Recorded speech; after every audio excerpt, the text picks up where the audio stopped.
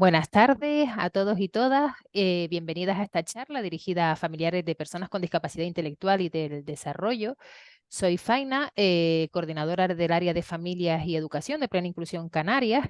Y bueno, hoy estamos jueves 30 de noviembre, nos acompaña Davinia Miranda. Ella es orientadora educativa de un centro integrado de formación profesional de Canarias y viene a compartir información sobre las salidas formativas después de segundo de la ESO para el alumnado con NEAE.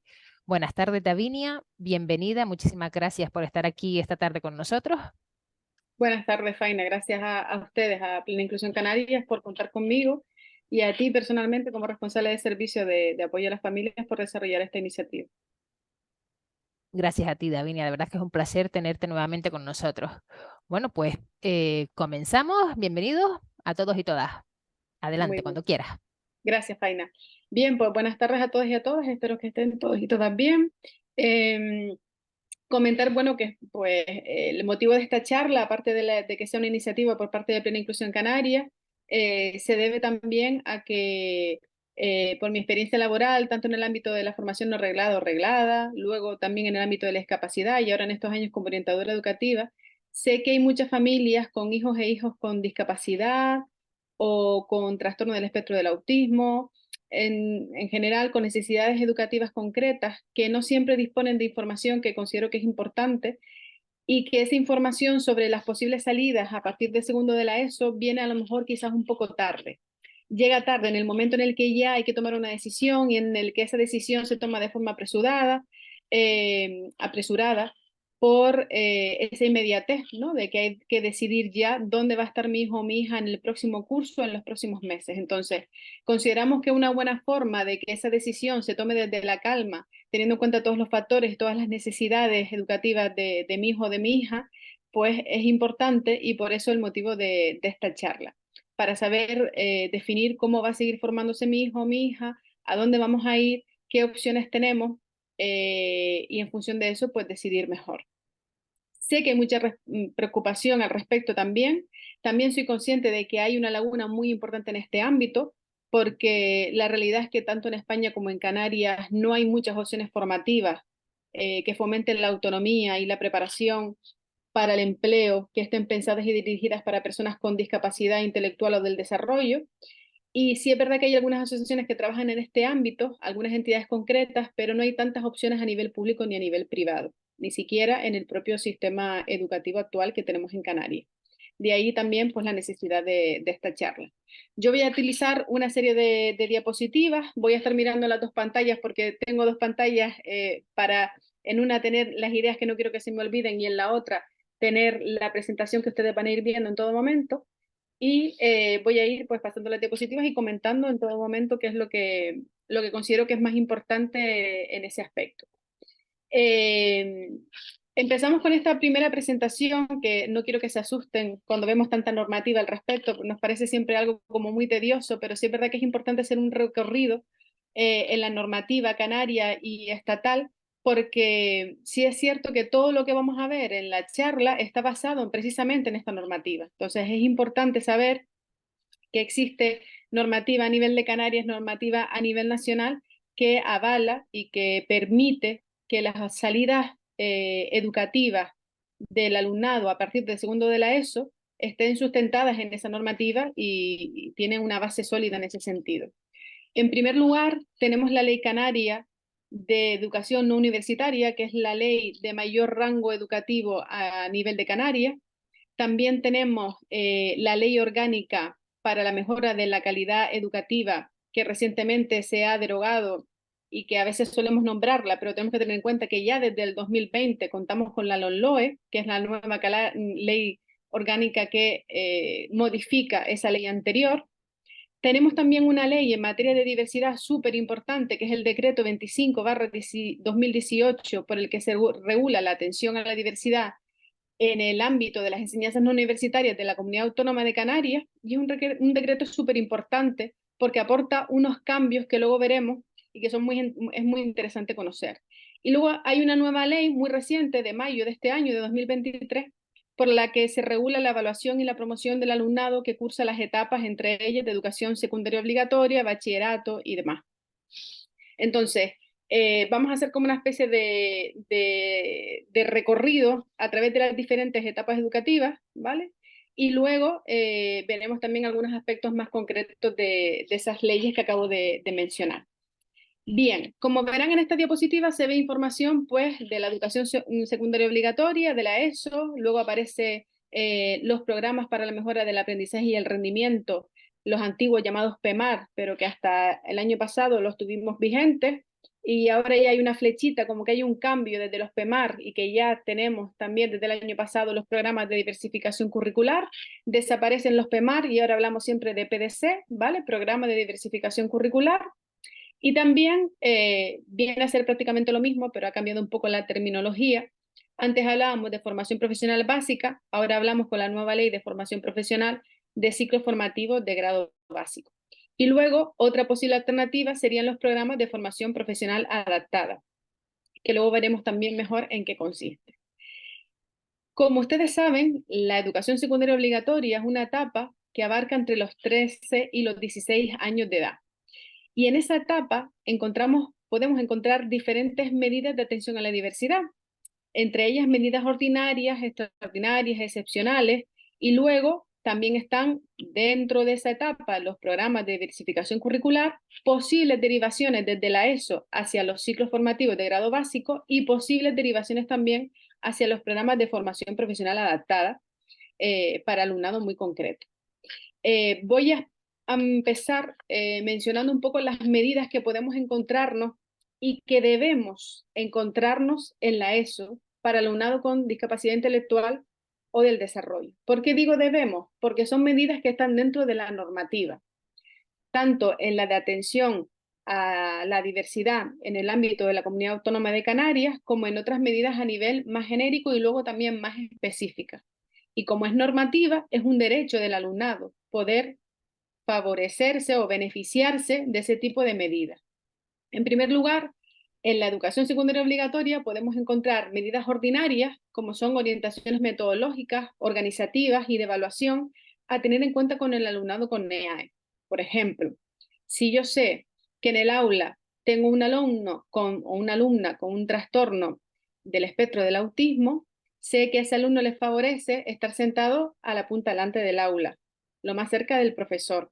Sé que le viene bien trabajar en grupo, sí, para que favorezca su autonomía y sus habilidades sociales y comunicativas, pero no en grupos muy grandes. Y sé que le viene bien en ocasiones, si está muy nervioso por ese trabajo en grupo, poder darle la opción de que entregue ese trabajo haciéndolo de manera individual. Y sé que en los exámenes y en las pruebas de evaluación quizás tenga que desarrollar preguntas más cortas o tipo test o de respuesta más simple, sin preguntas trampas. Incluso puedo ofrecerle más tiempo, debo ofrecerle más tiempo para el desarrollo de ese examen. Entonces son esas medidas ordinarias que van a ayudar a que nosotros los profesores personalicen la atención a ese alumnado y le demos posibilidades de demostrar, por ejemplo, en un examen, qué es lo que realmente sabe y aquello que ha aprendido y que ha trabajado. Luego encontramos, en segundo lugar, las medidas extraordinarias, que son adaptaciones curriculares, tanto de acceso como significativas o muy significativas. Es decir, nosotros adaptamos, pues, por ejemplo, si un alumno necesita pictogramas o necesita ciertos apoyos visuales, también se lo podemos ofrecer para que pueda acceder mejor al currículo. Por eso se llaman adaptaciones curriculares de acceso. Y luego están las otras adaptaciones curriculares, que es cuando el alumno tiene un desfase curricular mínimo de 2 años y trabajamos el currículo de esos 2 años hacia atrás. Es decir, un alumno de tercero de la ESO con discapacidad intelectual tiene un desfase curricular en el área de lengua porque tiene primero de la ESO de lengua y segundo de la ESO de lengua suspendido, no superado. Entonces yo en tercero de la ESO desarrollo una adaptación curricular y trabajo con él el contenido de primero. Y conforme vaya mejorando y vaya progresando, esa adaptación se va trabajando, se va, por así decir, equilibrando en función del nivel actual en el que esté ese alumno en un momento determinado. que a lo mejor no es la mejor opción que hayan adaptaciones curriculares, porque parece que no a todo el alumno le puede ir bien. Bueno, podríamos debatir mucho también al respecto sobre la eficacia de las adaptaciones curriculares y sería, creo que el motivo de una charla aparte, solo el hecho de hablar de esto, pero es una medida que con determinado alumno sí que funciona y que está ahí. Y luego están las medidas excepcionales, que es cuando el profesorado, los equipos de orientación de zona y demás, o los equipos específicos consideran que como medida excepcional, una vez habiendo probadas las ordinarias y las extraordinarias y que no hayan tenido el efecto deseado, se puede derivar al alumnado para que curse sus estudios en un aula en clave o en centros de educación especial. Otras opciones también en la educación secundaria obligatoria son los programas de diversificación curricular que vienen a sustituir de alguna forma, gracias a la aparición de la LOMLOE, a los PEMAR. En su momento los PDC estuvieron hace años atrás, luego los quitaron, volvieron los PEMAR y ahora han vuelto los PDC, ¿vale? Los programas de diversificación curricular. También están los ciclos formativos de grada básica y los de adaptada. Es muy importante que diferenciemos entre los ciclos formativos de grado básico y los programas de formación profesional adaptada, porque tienen objetivos distintos y la titulación que obtiene el alumnado también es distinta y a veces las familias y el propio alumnado, incluso a veces el profesorado, no siempre tenemos súper mega claro cuál es la diferencia entre los dos y por qué tenemos que elegir en determinados casos mejor una u otra opción, ¿vale? Lo vamos a ver también después. Y luego, bueno, información también de otras opciones formativas para el futuro. Bien, empezamos con la Ley Canaria de Educación. Como decía antes, es la que mayor rango tiene aquí en Canarias. Destaca en todo momento que el sistema educativo canario se basa en un enfoque competencial e inclusivo, que está basado en esos principios de ahí, ¿vale? En valorar la potencialidad del alumnado, ¿vale? En un contexto escolar inclusivo, en desarrollar una respuesta real y efectiva a las necesidades educativas del alumnado, en crear redes de trabajo entre profesorado, familia, profesorado y profesorado especialista y familia para atender a las necesidades de ese alumnado y en organizar los apoyos dentro del aula ordinaria para responder a las necesidades educativas. Cada vez estamos trabajando más en un enfoque de que el alumnado en general desarrolle sus competencias lingüística, matemática, digital, social, de aprender a aprender, de autonomía, iniciativa emprendedora, y cada vez intentamos también que el alumnado con NEAE reciba el apoyo que necesita dentro del aula ordinaria. Es una forma de normalizar la propia diversidad, de celebrarla, de que contemos con más recursos dentro del aula y dos profesores hacen docencia compartida, de forma que no sea el alumno el que tenga que salir de su grupo. Y entonces se pierde cosas que pasan en el grupo, se pierde situaciones, bromas, objetivos comunes, momentos en los que el grupo comparte sus cosas buenas a nivel de convivencia y bueno, a veces también pues sus cosas malas. Entonces, trabajando con el alumno con EAE dentro del aula, fomentamos su inclusión en el grupo, que todo el grupo normalice la diversidad, que las NEAES no sean un tema tabú y que incluso el profesorado que comparte docencia en ese grupo no solo ayude al alumnado con NEAE, sino a otros alumnos que a lo mejor no tienen una NEAE reconocida, pero que igualmente sí que necesitan cierto apoyo más personalizado. De alguna forma se reduce la ratio también, el número de alumnos es el mismo, pero hay dos profesores para atender al mismo alumnado. Entonces, eso también facilita esa educación más personalizada en todo momento. Luego, tenemos por otro lado, y esto creo que también era importante comentarlo, pues que ya se ha hecho un cambio desde la LOMCE a la LOMLOE, ¿vale? Desde el 2020, ya hace 3 años, y a veces todavía veo gente hablando de la LOMCE, y es una ley que ya está, perdón, completamente derogada, y también lo he querido destacar porque esta nueva ley a nivel estatal ha cambiado la definición y la clasificación del alumnado con NEAE, ¿vale?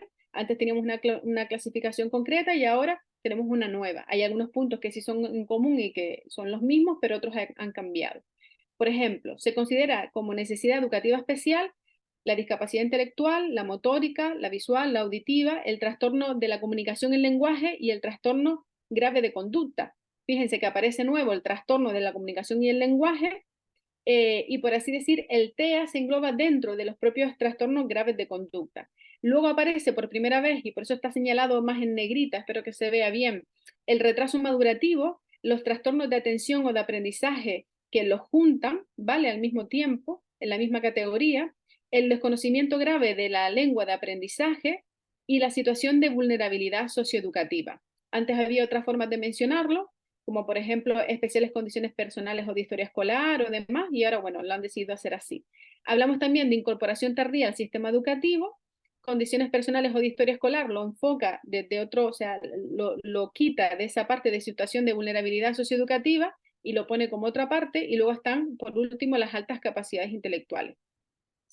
Sí es cierto que esa clasificación nueva de las NEAE está en la LOMLOE, pero en Canarias todavía no tenemos una normativa donde esa clasificación se especifique. ¿Por qué? Porque desde el 2018 todavía estamos esperando a que tengamos una, un nuevo decreto que no sea el de hace pues ya 5 años. Desde 2018 hasta acá estamos esperando, estamos en un momento de transición normativa en ese sentido, esperando el nuevo decreto de la diversidad en Canarias. Y estamos, bueno, esperando, seguimos esperando, ya han pasado 5 años, ha aparecido ahora en el 2020 esa nueva clasificación y entendemos que ese nuevo decreto va a recogerlo. Sería lo lógico, sabemos que va a ser así. Luego, esa ley, también la LOMLOE, aporta una nueva definición de necesidad educativa especial, que siempre me gusta ver antes de ver lo de las salidas profesionales y demás, para que estemos centrados y sepamos en qué ámbito nos estamos moviendo, ¿no? Especifica que la necesidad educativa especial o el alumnado que presenta necesidades educativas especiales es aquel que afronta barreras, con lo cual ya está dando por hecho que hay una serie de barreras en el entorno, cosa que antes no había hecho ninguna normativa, que limitan su acceso, presencia, participación o aprendizaje derivadas de discapacidad o de trastorno grave de conducta, de la comunicación y del lenguaje, por un periodo de escolarización a lo largo de toda ella, puede ser toda la escolarización o en momentos puntuales, y que requiere determinados apoyos y atenciones educativas específicas para la consecución de los objetivos de aprendizaje adecuados a su desarrollo.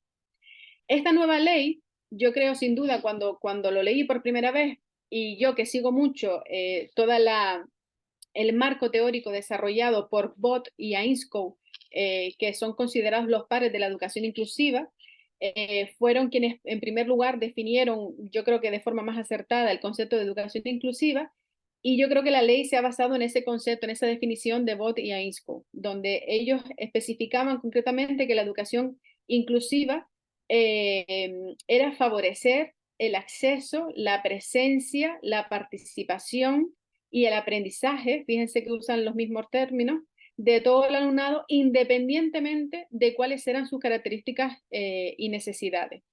Y vemos que al hablar de barreras, son barreras del entorno educativo, del entorno social, y se ha trasladado, por tanto, por primera vez el foco del alumnado al entorno. Y esto me parece súper importante.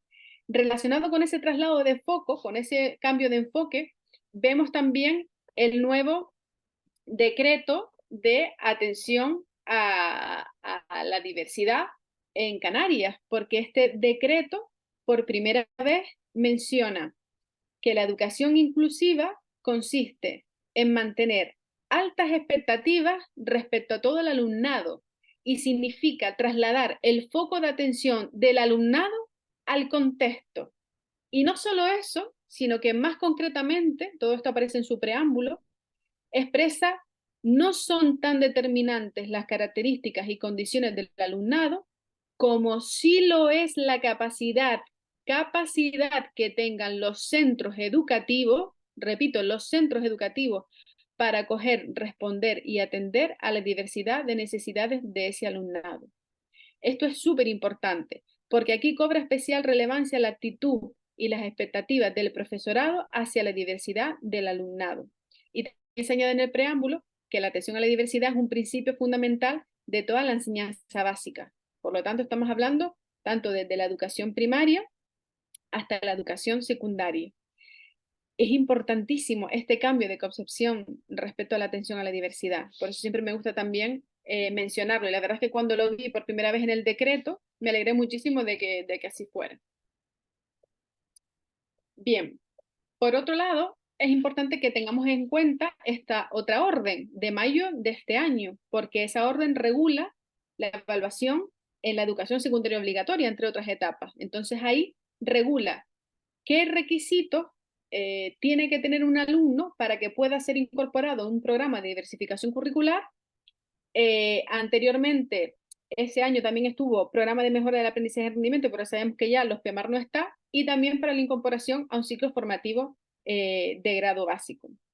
¿Vale? Es importante que también sepamos en ese sentido que todo eso sale de esa orden del 31 de mayo de 2023. Luego, entramos ya un poco más en barrena, por así decir, las opciones que tenemos en la educación secundaria obligatoria. Miren, aquí lo que he puesto en esta diapositiva, que creo que no se ve del todo bien, ahora, se ve pues primero de la ESO, segundo de la ESO, tercero de la ESO y cuarto de la ESO, y lo que quería que quedara claro es que con la LOMLOE y con la introducción de los programas de diversificación curricular, tenemos que tener en cuenta que el primer curso del programa de diversificación curricular, a partir de ahora voy a decir PDC, ¿vale? El primer curso de PDC corresponde a tercero de la ESO y el segundo curso de PDC corresponde a cuarto de la ESO. Antes los PEMAR se correspondían con segundo y con tercero, y entonces en cuarto se inventó una cosa que se llamaba atención específica eh, eh, para el alumnado de cuarto de la ESO, porque claro, se veía que el alumnado recibía esa atención y esa metodología diferenciada en segundo y en tercero, y luego venga a un cuarto ordinario, pues era muy complicado, ¿no? Que luego se volviera a adaptar a una metodología diferente después de estar 2 años en un PEMAR. Entonces, bueno, se sacó lo de atención específica en cuarto de la ESO. Pero lo interesante es que con la retirada de los PEMAR vuelven a entrar otra vez los programas de diversificación curricular y vemos que sí se corresponden con tercero y con cuarto, que es cuarto ya es el curso finalista, por así decir, en el que el alumnado tiene más posibilidades de titular. ¿Vale? Bien. Concretamente, los programas de diversificación curricular, los PDC, se puede derivar a un alumno o alumna a un primer curso de PDC, recuerdan que era para que lo curse en tercero de la ESO, en los siguientes casos, ¿vale? Un alumno o una alumna que finaliza segundo de la ESO, que no está en condiciones de promocionar a tercero de la ESO, porque no se considera que el equipo educativo considera que no cumple los requisitos mínimos, los contenidos mínimos, ni las competencias, el logro de competencias mínimos como para promocionar a tercero y poder cursar tercero con una buena posibilidad de éxito. Y el equipo educativo considera que un año más no supondrá un beneficio en su evolución académica y por lo tanto, bueno, pues deciden, ¿no?, que pueda cursar tercero de la ESO, no por la vía ordinaria de la ESO, sino por primero de PDC. Espero haberme explicado, ¿vale? El alumnado de segundo de la ESO, que tendría que acceder a tercero, que realmente no cumple requisitos, pero lo promocionamos para que pueda beneficiarse en la medida de primero de programa de diversificación curricular, ¿vale? Recuerden, primero PDC, tercero de la ESO. Y el otro caso es alumnado que ya ha finalizado tercero de la ESO, pero que no está en condiciones de promocionar a cuarto de la ESO, y repetirían tercero de la ESO, solo que no lo hacen por la vía ordinaria, sino que repiten tercero de la ESO por primero de programa de diversificación curricular. ¿Vale? Espero haberme explicado. Es decir, el de segundo que va a tercero y lo hace por DIVE porque consideramos que ahí tiene más éxitos y más posibilidades, y el de tercero de la ESO que tendría que repetir tercero, pero lo hace por DIVER también porque consideramos que así tiene más posibilidades. ¿Vale? Bien.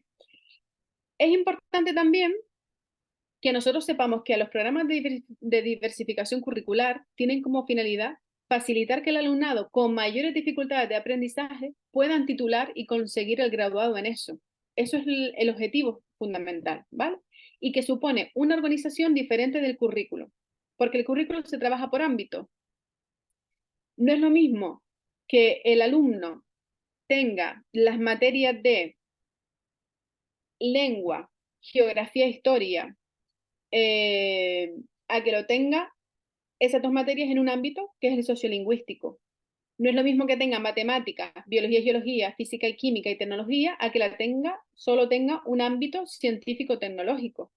Entonces, los contenidos se priorizan, se trabajan los contenidos más prioritarios de cada área y relacionando mucho los contenidos entre todas las materias que forman esos ámbitos. Aparte, tienen una metodología que favorece más el aprendizaje por eso mismo y también porque se puede desarrollar una atención más personalizada. Y es que en los grupos puede haber como mucho unos 15 alumnos. Entonces, no es lo mismo tener entre 12, incluso a veces 10, 11, 12, 13, 14, 15 alumnos o alumnas en el aula, a tener 20, 25 o a veces incluso 30. Porque así, pues la atención se puede personalizar más, hay más tiempo para resolver dudas, para programar la formación respetando más el ritmo y el estilo de aprendizaje de cada alumno o a cada alumno, ¿vale? Y luego es importante que sepamos que para el acceso en un programa de diversificación curricular tenemos que desarrollar, normalmente los orientadores, desarrollamos un consejo orientador, ¿vale? Lo hace también el tutor, con colaboración siempre con orientación, y se complementa también un anexo de consentimiento de la familia y un compromiso del alumno o de la alumna, ¿vale? Es importante que la familia y el alumno firmen un documento como que son conocedores de la metodología y el funcionamiento de los programas de diversificación curricular y que aceptan y que el alumno se compromete. En caso de que el alumnado no cumpla con ese compromiso de asistencia, de buena conducta, de estudio y no esté aprovechando lo beneficioso que es poder estar en un programa de diversificación curricular y de esa nueva organización y de todo lo bueno que le puede traer, ese alumno o alumna puede ser propuesto tras la primera evaluación para salir del programa de diversificación curricular. Y cuando ese alumno salga, saldría el curso que le corresponda. Si el alumno o alumna se le promocionó a tercero, pero no estaba en condiciones de promocionar, solo que se hizo para que fuera DIVER, pues ahora tendría que repetir segundo, ¿vale? O si estaba repitiendo, iba a repetir tercero por la vía ordinaria y se le dio la opción de ir a DIVER, pues ahora iría a tercero a repetir tercero, ¿vale? O sea, se iría al grupo que le corresponde en caso de no beneficiarse finalmente de la medida. Y esa decisión solo se puede tomar tras la primera evaluación, normalmente después de las vacaciones de Navidad, aunque el equipo lo puede valorar en la propia sesión de la primera evaluación con nota y trasladarlo a la familia y al alumnado. Fíjense que normalmente suele ser el profesorado, los equipos educativos, el tutor del curso anterior o tutora del curso anterior, la orientadora u orientador del centro quien suele proponer al alumnado para estos programas y a las familias. Pero también si ustedes conocen esta información, ustedes como familia, que son súper parte importante de todo esto, también pueden decir, oye, yo estoy viendo cómo ha llevado mi hijo el curso o mi hija, sé que no es porque no se esfuerce, que él pone o ella pone de su parte, solo que hay dificultades ahí de aprendizaje que le impiden llevar el mismo ritmo a lo mejor que el resto y necesita un poquito de más tiempo, de más ayuda y demás. Yo como familiar puedo proponer al centro que se tenga en cuenta a mi hijo como un posible candidato o candidata para cursar un programa de diversificación curricular. ¿Por qué no? Claro que sí. Y el equipo educativo con orientación y demás que lo valoren y deciden si efectivamente es una posible salida o una posible alternativa o no. ¿Vale? Es importante, por eso es importante este tipo de charlas y de información. Bien, otras opciones a nivel de formación profesional. ¿Vale? Vamos a verlo por aquí. Vale, perfecto. Miren, saben que les había comunicado antes que hemos dejado de llamar a la formación profesional básica así y ahora la llamamos ciclos formativos de grado básico. Eh, la LONLOE define que las administraciones educativas pueden organizar ofertas específicas de ciclos formativos de grado básico dirigidas al alumnado con necesidades educativas especiales, ¿vale? Y hay una serie de requisitos para que un equipo educativo y orientación puedan derivar a un alumno a un ciclo formativo de grado básico. Los requisitos son alumnado con 15 años cumplidos o bien que los cumplan durante el año natural en curso, ¿vale? De enero a diciembre, independientemente de si ha comenzado el curso ya o no, y que hayan cursado tercero de la ESO o excepcionalmente en algunas ocasiones segundo de la ESO, ¿vale? Y la titulación, ha habido un cambio también importante en ese sentido, porque anteriormente con la LOMCE habían dos titulaciones distintas. Este alumnado podía obtener el título profesional básico en una familia profesional determinada, o bien podía obtener el graduado en eso o las dos cosas. Y ahora con la LOE hay una titulación completa. Si el alumno supera todos los módulos profesionales, puede conseguir las dos cosas, tanto el título de graduado en educación secundaria obligatoria como el título profesional básico en una familia profesional determinada, ¿vale? Hay muchas familias al respecto, bueno, muchas. Es verdad que la oferta es un poco más restringida. Por ejemplo, comparándolo con los ciclos formativos de grado medio y de grado superior, los ciclos formativos de grado básico es verdad que son menos. Vale, yo conozco muy bien, por ejemplo, por mi actual centro, pues cocina y restauración, agrojardinería, composiciones florales, pero bueno, también hay de peluquería, de servicios comerciales, de reforma y mantenimiento de edificios, ¿vale? Entonces el alumno obtiene un título profesional de básico, porque no es técnico, el técnico ya es grado medio y el técnico superior ya es grado superior, aquí es un título profesional básico en esa familia profesional determinada y de paso también obtiene el graduado en educación secundaria obligatoria. Es precisamente porque se obtiene ese graduado en eso que los ciclos formativos de grado básico sí que tienen una conexión directa con los ciclos formativos de grado medio. Y esa es una de las grandes diferencias con los programas de formación profesional adaptada, que también lo vamos a ver después. Aquí el alumnado, al obtener el graduado en eso, también puede optar luego por continuar su formación. Y de hecho, para mí como orientadora, esa es la mayor satisfacción que nosotros podemos tener en un centro educativo, que un alumnado con determinadas circunstancias personales, familiares, sociales, normalmente desmotivado, muchas veces con conductas que pueden interferir de manera negativa en la convivencia del aula y del centro, que ese alumnado titule y que haya madurado, que haya aprendido, que haya ganado una autonomía, que haya ganado en habilidades sociales, en resolución de conflictos, en autoconocimiento, en habilidades para la vida, todas las habilidades blandas y tan importantes de las que estamos siempre hablando, las competencias profesionales y demás, y que ese alumnado luego pueda seguir formándose en un ciclo formativo de grado medio, y que ese alumnado luego pueda seguir formándose en un ciclo formativo de grado superior y que si lo desea en un futuro también pueda acceder a la universidad. Como yo les digo a los alumnos siempre cuando hablo con ellos, cuanta más formación, mayor capacidad de decisión vas a tener sobre tu vida a nivel académico y a nivel laboral, en el sentido de que cuanto más preparado estoy, más posibilidades tengo yo de decidir y no que las circunstancias o el entorno decida por mí. Es importante y es la parte positiva y más bonita a mí me parece de la formación de los ciclos formativos de grado básico.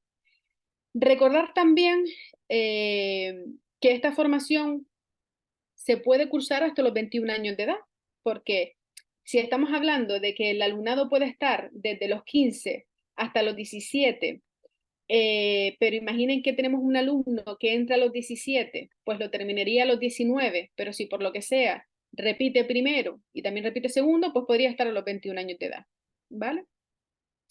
Y luego, es importante tener en cuenta que la finalidad principal de los ciclos formativos de grado básico es eso, favorecer que el alumnado obtenga por esta otra vía alternativa el graduado en eso y que de paso también conozca una profesión, pudiendo acceder también después, si lo desea, a un ciclo formativo de grado medio, ¿vale? Es una formación muy interesante en ese sentido.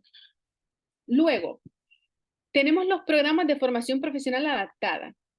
Se llaman así porque está dirigido a alumnado que tiene una NEE, necesidad educativa especial, es decir, discapacidad intelectual, discapacidad visual, discapacidad motórica o discapacidad auditiva, o trastorno grave de conducta o trastorno del espectro del autismo.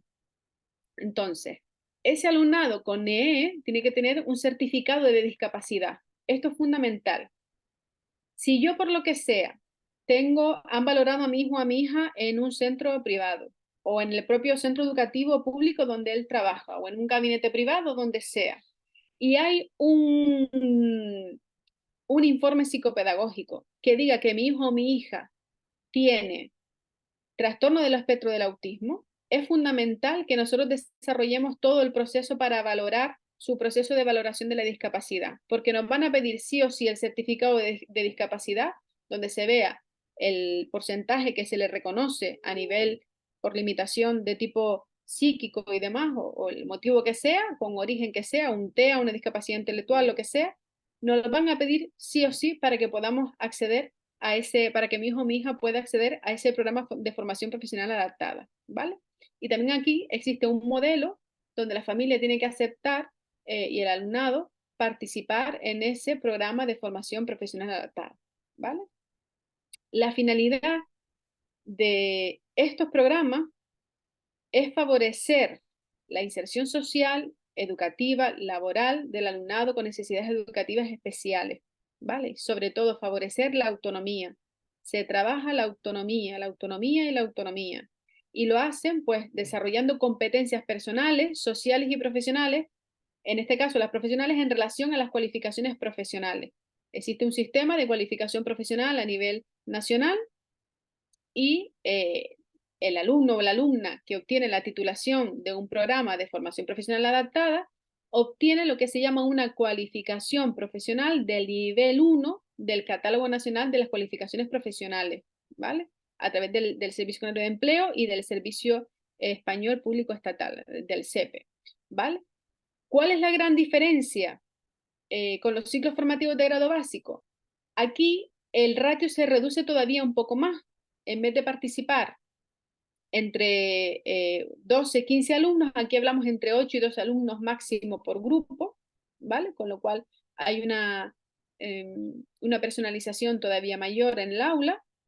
Aquí parte del profesorado que imparte las habilidades instrumentales, lengua, matemáticas y demás, y que imparte la autonomía personal, social y laboral, ese profesorado, todo ese profesorado es especialista en educación especial, ¿vale? Maestros de educación especial, especialistas en la atención al alumnado con NEAE, y luego hay otros profesores y profesoras que son especialistas en su rama concreta, ¿vale? Por ejemplo, si tenemos un programa de formación profesional adaptada de actividades auxiliares en viveros, jardines y centros de jardinería, tenemos profesorado con NEAE que imparte habilidades instrumentales, autonomía personal, autonomía social, autonomía laboral, y luego otro profesorado especialista de la familia profesional de agraria que imparte pues otros módulos profesionales de eh, actividades de jardinería en tal cosa, instalación de jardines y sistemas de riego en jardines de no sé qué, vale, de ese tipo de cosas. Ahora no recuerdo exactamente los títulos de los módulos, pero sí eso que es una diferenciación importante en ese sentido.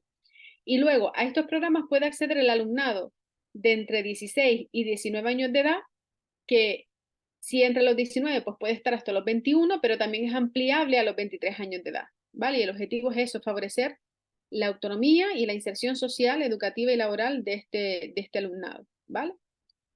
Una diferencia súper importante, para mí la más importante de todas, como aparece ahí en el apartado de titulación, el alumno obtiene una cualificación profesional, no se obtiene el título de graduado en eso, y por lo tanto no se permite el acceso desde los programas de formación profesional adaptada a un ciclo formativo de grado medio. Esto es súper importante, ¿vale? Porque a veces me encuentro como orientadora con familias que muy a la ligera me dicen, pues lo metemos entonces ahora en un programa de formación profesional o lo cambiamos de la básica perdón, lo cambiamos de la básica a la adaptada. O quiero que estudie tal cosa para que luego de ahí pueda hacer un ciclo formativo de grado medio. Lo metemos en la adaptada y luego que haga uno de grado medio. No, no va a ser posible, porque es que no forman parte, por así decir, del mismo sistema, ¿vale? Es ciclo formativo de grado básico, ciclo formativo de grado medio, ciclo formativo de grado superior. Los programas de formación profesional adaptada están como aparte, es otro asunto. La cualificación no es el graduado en eso, como para poder acceder luego a un ciclo formativo de grado medio. Algunos alumnos, los que tienen un mayor nivel de autonomía y menos dificultades a nivel de aprendizaje y demás, y que van madurando y van mejorando en todos aspectos, algunos alumnos, alumnas, es verdad que son pocos, pero a veces pasa, primero obtienen el título de cualificación profesional de la formación profesional adaptada y luego cuando ya tienen 17 años de edad o a lo largo de ese año, entre enero y diciembre, cumplen 17 años de edad, se presentan a las pruebas de acceso a los ciclos formativos de grado medio. Y si esa prueba de acceso es aprobada, ¿vale? Si aprueba con una nota de corte suficiente como para acceder al ciclo de grado medio que se quiera, pues se puede acceder por esa vía a través de los ciclos formativos de grado medio. Pero por una prueba de acceso, ¿vale? Para la que también hay cursos preparatorios, para prepararte de cara a tener mayor éxito, mayor posibilidad de éxito en esa prueba, ¿vale? Pero eso, que no se obtiene el graduado en eso y que el acceso a los ciclos formativos de grado medio solo se puede hacer a través pues, de la ESO, de graduado en eso, en general si lo hace en la ESO ordinaria, o a través de los ciclos formativos de grado básico. ¿Vale? Espero haberme explicado. Luego, otras opciones formativas que podemos también valorar, ¿vale? Para el futuro. Y que a mí también me gusta siempre mencionar porque lo tenemos un poco olvidado quizás. Ustedes saben que hasta ahora en todo momento hemos estado hablando de las distintas opciones o itinerarios formativos que nos encontramos dentro de lo que es la educación formal, por así decir, ¿vale? Dentro del sistema de una consejería de educación, en este caso de la Consejería de Educación del Gobierno de Canarias. Pero es verdad que para el alumnado con NEAE y también más específicamente para el alumnado con discapacidad intelectual o del desarrollo, encontramos otras opciones formativas. Una de ellas son aquellas posibilidades que nos ofrece el Servicio Canario de Empleo, ¿vale? Por ejemplo, vemos ahí los certificados de profesionalidad, ¿vale? Los certificados de profesionalidad son cualificaciones profesionales que un alumno puede conseguir, que pueden ser de nivel 1, 2 y 3 dentro del Catálogo Nacional de Cualificaciones Profesionales, que proporcionan una acreditación laboral que asegura a las empresas que un alumno o que su trabajador o trabajadora es competente, está preparado para desarrollar esa cualificación o ese ejercicio profesional concreto. Facilitan la inserción laboral, ¿vale? Son más cortos en el tiempo. Normalmente suelen durar a lo mejor pues entre 3 meses, 4 meses, a lo mejor un poquito más, un poquito menos en función de las características y el nivel de cada certificado. Y los del nivel 1, concretamente, no requieren de ningún título académico previo, ¿vale? El alumnado no tiene que tener ningún tipo de título. Los de nivel 2 sí que requieren ya el título de graduado en eso, ¿vale? O que yo tenga superada una prueba de acceso a grado medio, ¿vale? O también puedo acceder a los de nivel 2 si yo me preparo para una pequeña prueba de competencias claves de nivel 2, que son unas pruebas que se hacen en los centros donde se imparten estos certificados de lengua, de matemáticas, de inglés, para valorar pues, bueno, que el alumnado tiene la capacidad mínima necesaria para poder llevar con buen ritmo el desarrollo de ese certificado de profesionalidad, ¿vale? Y los de nivel 3, que son el nivel superior, requieren del título de bachiller, ¿vale? O de las pruebas competencias básicas o claves de nivel 3, ¿vale? Luego, encontramos también los programas de formación en alternancia con el empleo. A mí esta formación me parece súper interesante para determinados alumnos, determinado perfil, alumnado que quizás en una formación profesional adaptada o incluso nos ha pasado de tener alumnado en los ciclos formativos de grado medio y al final ver que el alumno o la alumna se está frustrando, se está desmotivando, no está llegando y eso le genera pues malestar, ansiedad, el no sentir que pueda tener mayores expectativas de poder abarcar esos estudios. Y entonces es súper interesante todo lo que tiene que ver con los PFAE, porque como su nombre indica, es un programa de formación en alternancia con el empleo. Es decir, el alumno o alumna no solo es alumno, sino que es alumno barra trabajador. Siempre lo explico así para que quede claro. El alumno va a estar aprendiendo en una aula teórica determinados aspectos, pero también va a estar muchas horas prácticas desarrollando la parte práctica de esa formación. De aquello que aprende a nivel teórico, luego lo desarrolla en la parte práctica. Hay PFAE relacionados con la familia de agrario, por ejemplo. Hay otros PFAE relacionados con administración, con animación sociocultural y turística. Es una formación muy interesante porque también motiva al alumnado que al ser en parte alumno y también en parte trabajador, pues el alumnado cobra un sueldo mensual. ¿vale? Durante la duración del PFAE, que normalmente suele ser aproximadamente de unos 11 meses, ¿vale? Muchos ayuntamientos y empresas privadas desarrollan este tipo de programas y es una alternativa muy interesante porque hay personas que necesitan que aquello que aprenden a nivel teórico, verlo luego a nivel práctico, porque así afianzan conocimientos y competencias, ¿vale? No solo es todo teoría, teoría, teoría, sino que es algo muy práctico donde tienes que desarrollar más habilidades y también te acompañan en procesos de, pues, prepararte para una entrevista, hacer tu currículum vitae, saber hacer una carta de presentación, trabajar habilidades sociales y habilidades profesionales de cara a favorecer tu empleabilidad en un futuro. Son programas súper interesantes también. También están los programas de garantía juvenil, que son muy parecidos en parte a los PFAE, y la finalidad es facilitar el acceso de menores de entre 16 y 30 años al mercado laboral, ¿vale? Las empresas registradas en ese sistema incluso reciben una bonificación por la contratación indefinida de jóvenes con beneficios y tal por ser jóvenes de garantía juvenil.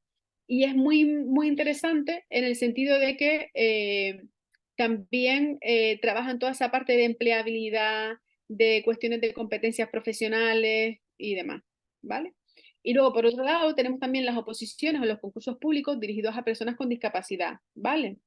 A lo largo del año hay diferentes convocatorias a nivel, que pueden ser a nivel autonómico o a nivel nacional, y que para eso es fundamental pues la formación no reglada también, los cursos de preparación, de adquisición de competencias, la formación en aspectos más concretos, o ese tipo de otras alternativas de formación en el Servicio Canario de Empleo. Yo, por ejemplo, recuerdo mucho una chica que yo conozco con síndrome de Down, que en su momento se preparó para sus oposiciones y se sacó sus oposiciones y está súper contenta trabajando de conserje administrativo, una mezcla así, en un centro público, ¿vale? Atendiendo el teléfono, abriendo y cerrando puertas con llaves, gestionando quién entra y quién sale del edificio, y está súper contenta, es súper autónoma. Y lo hizo a través pues, de esas oposiciones. Pero claro, hay mucho trabajo detrás también en ese sentido de trabajar, de prepararse, de estar en entornos con personas, relacionándose, de aprender cosas, de tener diferentes experiencias formativas, personales y demás, ¿vale? En cuanto a las opciones del Servicio Canario de Empleo, pues hay requisitos que son fundamentales, ¿vale? Que el alumno o la alumna sea mayor de 16 años de edad y en ese caso va a necesitar de la autorización de su padre, su madre o un tutor legal que autorice que esté ahí formándose en alguna de esas opciones. Cuando ya tenga 18 años, pues ya es mayor de edad y no necesita esa autorización. Que esté dado de alta en el SEPE como demandante de empleo, que tenga el DARDE, que es el documento donde se ve el código para estar como demandante de empleo y demás, que tenga un certificado de discapacidad, porque hay, por ejemplo, determinados porcentajes para el alumnado con PFAE no, con discapacidad en los PFAE. Si yo en el PFAE, como empresa organizadora o ayuntamiento que organiza el PFAE, tengo 15 alumnos y tal porcentaje tiene que ser con discapacidad, pues le voy a dar prioridad también para asegurarme que tengo ese porcentaje, pues 1 o 2 personas con discapacidad, ¿vale? Y es importante, pues, si quiero participar en este tipo de formaciones, llamar al 012 y solicitar que se me registre en el censo como persona interesada de estos certificados de profesionalidad o de estos PFAE o de estos programas de garantía juvenil. Eso es súper importante, porque si yo no informo al Servicio Canario de Empleo de que yo estoy interesada en ese tipo de programas específicos, cuando el Servicio Canario de Empleo vaya a su censo y empiece a llamar a la gente que está interesada, yo no voy a salir. Entonces, si no estoy en el bombo, no voy a tener posibilidades. Es súper importante en ese sentido que en todo momento nos aseguremos de que los técnicos del Servicio Canario de Empleo sepan nuestro interés en participar en ese tipo de programas específicos. De lo contrario, no tendremos ninguna posibilidad. ¿Vale? También podemos estar atentos a determinados centros de formación que sabemos que desarrollan estas acciones, tanto los certificados de profesionalidad como los PFAs o los programas de garantía juvenil. Pues les menciono algunos, hay muchísimos en la isla, en Las Palmas, ACA Center, ahora no me sale ninguno más, no me lo puedo creer, ACA Center, FOCAM, Academia Telde, INCAEM, decir, tú buscas en internet y pones certificados de profesionalidad impartidos en Gran Canaria y el propio Servicio Canario de Empleo a través de su propia página web te da un listado, ¿no?, de todos los que hay y te dicen qué familia profesional, de qué niveles, cuándo empiezan, etcétera, etcétera y demás. Y tú puedes llamar también de forma directa y decir, oye, me interesa participar en este tipo de formación, ¿vale? O de programa. Bien, otras opciones. Pues miren, me parece súper interesante Inserta, de la Fundación ONCE, ¿vale? Es una entidad que desarrolla formación en competencias relacionadas con el empleo, ¿vale? Y desarrollan también lo que se llama una orientación laboral personalizada. Te ayudan a realizar el currículum vitae, a prepararte entrevistas, desarrollan talleres grupales también para favorecer el cómo desenvolverte a nivel social en una entrevista de trabajo, en un puesto de trabajo. Y tienen un programa también muy interesante, que es un programa concreto que se llama Por Talento, X Talento, ¿vale? Y que también tiene una serie de requisitos para poder participar. También es importante. Ellos te van a decir, si quieres participar en ambos programas, pues tendrás que estar dado de alta también en el SEPE como demandante de empleo, tener un certificado de discapacidad y contactar con el programa. Les pongo ahí el número de teléfono de contacto, ¿vale? Después también tiene un enlace de interés que, bueno, si lo buscan en internet es insertaempleo.es, ¿vale? Inserta Empleo Canarias y te aparece la página web. Y también de Por Talento, pues así como suena, Por Talento, ¿no? Con las letras POR talento.es. Y es muy interesante. Yo cuando he trabajado con alumnado de los programas de formación profesional adaptada, siempre me gusta desarrollar una charla para el alumnado y también para las familias, para que sepan que tienen esa alternativa ahí, ¿vale? Conozco algún caso en el que han hecho un seguimiento y una orientación laboral personalizada a determinados alumnos y que han sido alumnos que han estado pues súper contentos y que han favorecido, ¿no? Han tenido más posibilidades de mejorar su empleabilidad en ese sentido. Bien, luego, por otro lado, los centros especiales de empleo. Esto es muy interesante también porque se trata de empresas cuyo objetivo es eso, proporcionar a los trabajadores con discapacidad la capacidad, la capacidad no, la posibilidad de realizar un trabajo productivo y remunerado adecuado a sus características personales y que facilite su integración y su inclusión en el mercado de trabajo, ¿vale? Los requisitos también son estar dado de alta en el SEPE como demandante de empleo y el certificado de discapacidad. Como verán, para todo esto de la empleabilidad hay dos aspectos que son fundamentales: tener el certificado de discapacidad correspondiente y tenerlo siempre actualizado, ¿vale? Vigente. Y hacer el acta en el SEPE como demandante de empleo. Súper importante en todas las posibilidades, ¿vale? En todas estas posibles opciones es súper importante. Los centros especiales de empleo son muy interesantes porque están pues, súper acostumbrados, ¿no?, a que sus trabajadores sean personas con discapacidad o con otro tipo de necesidades y saben muy bien, normalmente, enfocar por el perfil de la persona en qué empresa o en qué posible competencia profesional puede desarrollar ahí esa persona su trabajo y favorecer su autonomía personal y laboral, ¿vale? Yo puedo tener, pues, puedo colaborar como centro especial de empleo, puedo colaborar con varios hoteles del sur de la isla de Gran Canaria y saber que esos hoteles me van a pedir, pues, jardineros, administrativos y personas de reforma y mantenimiento, y ellos tener en su empresa personas con discapacidad que están preparados, que tienen certificados de profesionalidad o programas de formación profesional adaptado o otras titulaciones que dicen que esa persona está preparada para desarrollar ese trabajo y apoyan a esa persona, hacen un seguimiento, lo que podemos llamar un apoyo personalizado en el empleo o un empleo con apoyo.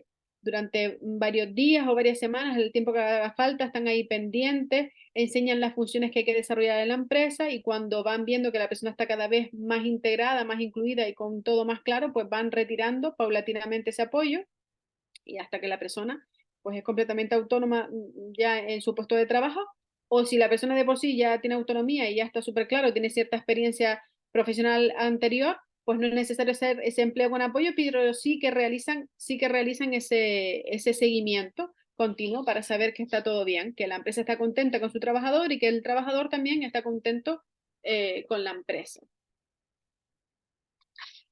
Y luego, por otro lado, hay algunas asociaciones sin ánimo de lucro, ¿vale? Entidades sociales que trabajan en el ámbito de la discapacidad, que cuentan con sus propios programas de formación y de empleo o sus propios programas de inserción laboral, ¿vale? Por ejemplo, sabemos que ADEPSI, que es una entidad asociada a Plena Inclusión Canaria, desarrolla en determinados momentos del año certificados de profesionalidad. Si no me falla ahora la memoria, y espero no estarles mintiendo, creo que tienen que ver con la atención a personas en situación de dependencia, si no me equivoco. Y también sé que Down Las Palmas, la Asociación de Síndrome de Down de Las Palmas, realiza empleo con apoyo y tiene convenio con diferentes empresas para que los chicos y chicas con síndrome de Down puedan desarrollar bien sus prácticas de empresa o bien sean contratados por esas empresas y se les ofrece también ese empleo con apoyo con la misma dinámica que acabo de comentar en el caso de los centros especiales de empleo, ¿vale? También lo mismo, los requisitos, el alta en el CEPE como en demandante de empleo y el certificado de discapacidad. Ya hemos dicho que eso es sin duda fundamental, ¿vale? Luego también, por último, siempre me gusta hablar de las opciones en la familia. ¿Por qué? Porque considero que también, y yo estoy segura de que todas las familias que están aquí en esta charla lo hacen, porque si no, pues no estaría ni siquiera aquí en esta charla, ¿vale?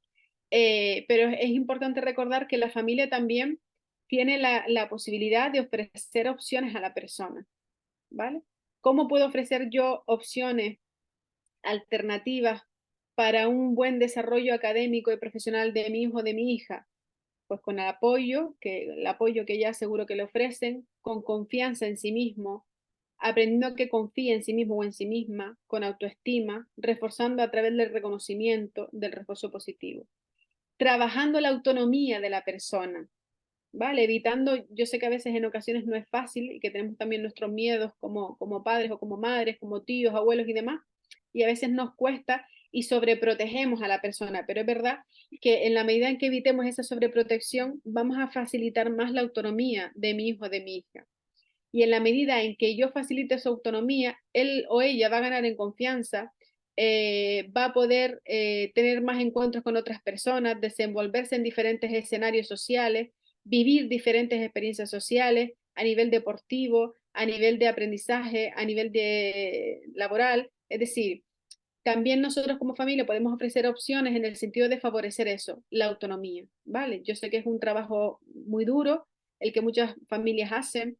Yo por mi trabajo, pues prácticamente todos los días conozco casos de familiares, de chicos y chicas, o de niños y niñas, o ya jóvenes y adolescentes y demás, con discapacidad intelectual del desarrollo, con EA en general, y me consta lo que muchas familias hacen por sus hijos y sus hijas, estar ahí siempre luchando, que parece que es como que la lucha y la reivindicación y el estar ahí como que no acaba nunca, y que empiezan desde que ellos son muy chiquititos y van creciendo y tenemos que estar siempre ahí. Sé que es un trabajo súper difícil el que muchas veces hacen, y sé que lo hacen porque los quieren, porque quieren favorecer su futuro y porque sé que se preocupan por ese futuro, porque buscan respuestas. Yo lo que digo siempre cuando hablo también con las familias del alumnado con EAE es que ojalá yo les pudiera ofrecer más opciones, pero hasta ahora no es así, ¿vale? La oferta para la formación personalizada que tenga en cuenta las necesidades educativas del alumnado con discapacidad intelectual o del desarrollo es reducida. La oferta es reducida, muchas veces solicitamos que se amplíe, aunque sea más a más familias profesionales, para que las personas tengan más posibilidades de decidir, porque si a mí no me gusta a lo mejor la agraria, tampoco me gusta la parte de cocina, tampoco me gusta la parte de administración y gestión, y resulta que a mí me gusta tal cosa, pero de eso no hay un programa de formación profesional adaptada, pues obviamente tengo menos posibilidades de decidir. Y entonces eso a veces influye en que nosotros nos encontramos alumnado que está haciendo un programa de la familia profesional de agraria, pero que no le gusta tocar la tierra o que no le motiva el ciclo. Y al final la motivación lo es todo. Nosotros lo experimentaremos también como adultos. Si nosotros no estamos motivados y motivadas en lo que hacemos al día a día, pues oye, no hay ganas de hacerlo, ¿no? Y muchas veces hay alumnos No muchas veces, pero en algunos casos te encuentras unos que te dicen, Davina, es que a mí no me gusta esto, pero yo estoy aquí porque es que es lo que hay, lo que me dieron, porque me hablaron de este y de este, y bueno, pues yo tuve que decidir uno, bueno, pues elegí este. Pero realmente no hay un interés, no conecta con el interés, con la emoción, con la parte vocacional de la persona, ¿vale? Entonces, yo siempre le digo a la familia, es verdad que la oferta formativa es muy corta, no es amplia, pero sí que nosotros como familia podemos ofrecer otras oportunidades donde sí se trabaje la motivación, la autonomía, la inclusión y demás, otras posibilidades fuera también del sistema educativo. Pues si yo sé que a mi hijo le gusta la cocina y resulta que justo en los centros educativos que están más cerca de casa, o bueno, en general, porque no hay un programa de formación profesional adaptada de cocina, pues oye, pues a lo mejor lo puedo apuntar a clases de cocina. A lo mejor puedo trabajar la cocina y desarrollar diferentes recetas a lo largo del año con mi hijo en casa. A lo mejor puedo facilitar esa pasión y esa vocación pues por otras vías, es decir, buscar alternativas, ¿vale? Pero lo que sí está claro es que, bueno, también tenemos casos en educación en la actualidad de alumnado que está en los programas de formación profesional adaptada, que es alumnado que trabaja mucho la autonomía, que aprenden el manejo del dinero, el cómo ser autónomos cogiendo una guagua solo, el cómo hacer una gestión en un ayuntamiento, cómo concertar una cita en determinada administración pública, cómo acudir a un museo, cómo participar y apuntarte en una actividad deportiva. Todas esas cuestiones son mucho más importantes de las que nosotros a veces pensamos. A veces, profesora y de familia, podemos pecar en dar mucha importancia a lo que son los contenidos del currículo, a que sepa lengua, matemáticas o determinados módulos o materias concretas, y nos olvidamos de lo importante que son las habilidades para la vida. El que yo, es algo que siempre me dicen las familias también, yo lo que quiero es que mi hijo o mi hija sea feliz, y muchas también siempre me suelen decir, yo lo que quiero es que cuando yo no esté, él sea autónomo o sea autónomo. Entonces, esa autonomía se trabaja muchísimo en los programas de formación profesional adaptada. Y a mí me consta que hay veces que las familias tienen mucho miedo, ¿no? Cuando el equipo educativo, el orientador o orientadora del centro les dice, mira, que estamos valorando, que a lo mejor le viene bien un programa de formación profesional adaptada, y muchas familias se echan las manos a la cabeza, ¿no? Y es como, ay, Dios mío, ya me lo van a mandar a un sitio concreto con más niños como él, no se va a desarrollar porque son todos más o menos del mismo perfil, no sé qué, nada más lejos de la realidad. En el Centro Integrado de Formación Profesional donde yo trabajo, tenemos adaptada y tenemos ciclo formativo de grado básico. Y el alumnado de la adaptada participa también en muchísimas otras actividades del centro, porque también hay alumnado de ciclo formativo de grado medio y de grado superior. Son parte activa del centro. Van ganando cada vez mucho más en autonomía.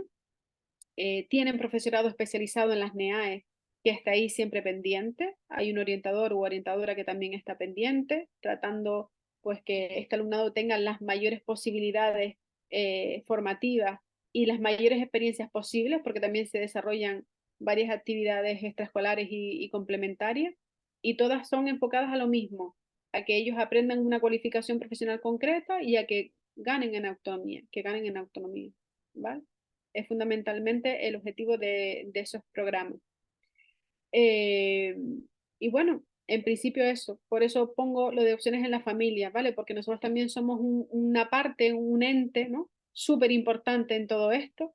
Nosotros los centros educativos no podríamos desarrollar lo que hacemos si no tenemos colaboración con la familia. De hecho, yo lo observo, es triste, pero lo observo casi a diario en mi centro cuando tenemos alumnado de determinados perfiles que la familia no pone de su parte, que la familia te dice, oh, ¿y yo qué voy a hacer? Hoy, si no se levanta de la cama por la mañana para ir al instituto, y qué hago? ¿Lo levanto yo a la fuerza? O, eh, no, mire, es que yo me voy a ir de viaje, eso nos ha pasado, a mí me ha pasado, me voy a ir de viaje, me voy de crucero y voy a estar un mes fuera, y yo lo siento, si él no va al instituto, pues que no vaya. Entonces, claro, si nosotros no contamos desde el lado del centro educativo con la colaboración, con la implicación, a veces puede ser que nosotros no sepamos como familia, que no tengamos las herramientas, las habilidades parentales, porque oye, tampoco nadie nace sabiendo ser padre o madre. Y como digo siempre, los niños y las niñas no vienen con un manual debajo del brazo, pero sí es cierto que yo, aunque no sepa ciertas cosas, puedo aprenderlas. Afortunadamente, el ser humano es una persona, o sea, somos personas con una capacidad de aprendizaje importante y muchas veces aprendemos también por ensayo y error, pero lo que no podemos hacer en ningún momento es tirar la toalla, ¿vale? O pensar que el centro educativo tiene toda la posibilidad y que el centro educativo ya se encargará de mi hijo o de mi hija, porque si la otra parte, la de casa, donde está el apego familiar, las referencias reales, si esa parte no está poniendo de su esfuerzo, su dedicar tiempo a la escucha, a buscar alternativas, a conectar con sus hijos o sus hijas, a poner límites, porque no todo puede ser sí, sí, sí, a veces también hay que decir no, no y no. Eh, Desarrollar una disciplina positiva, esa disciplina positiva, ese equilibrio entre amabilidad y firmeza. Si nosotros como padres o madres o tutores legales no hacemos eso, en el centro educativo lo vamos a tener bastante complicado. Y créanme que como orientadora veo a profesorado muy quemado también en muchos aspectos, en ese sentido, porque es muy difícil llegar a ese alumnado, es muy difícil conseguir objetivos con ellos, es difícil que mejore la convivencia en los centros educativos y muchas veces me planteo que a veces veo eso, sobre todo en los tutores también. Ser tutor o tutora de un grupo, se los digo, no está pago.